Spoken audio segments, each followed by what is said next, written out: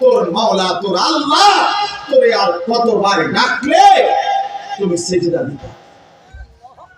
বলো নাফরমান, বলো নাফরমান যাদের কপালে সিজদা নাই, বলো নাফরমান, বলো আল্লাহ কতবার ডাকতো তোমাকে? কোরআন শরীফে আছে ফাবিআইয়ি হাদিসিন বাদাহু ইউমিনুন। আল্লাহ তাআলা বলেন সূরা মুরসালাতের মধ্যে, আল্লাহ বলেন ফাবিআইয়ি হাদিসিন বাদাহু ইউমিনুন। এই বান্দা, আমি 23টা বছর কোরআন নাযিল করেছি, 30 পারা কোরআন নাযিল করেছি।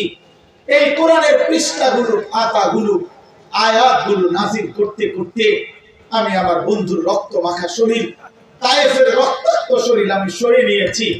আমার বন্ধু যখন রক্ত ঝরা শরীর, আমি তো তখন ছিলাম, আমারও তো কলিজায় ব্যথা লাগছিল।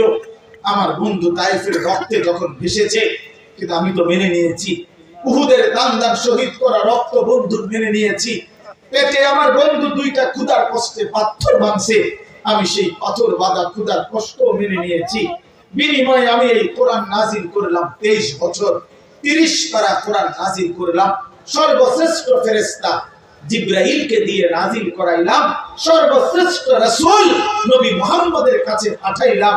অতএব বান্দা বলো, এরপরে আমি আর কি বললে কেমনে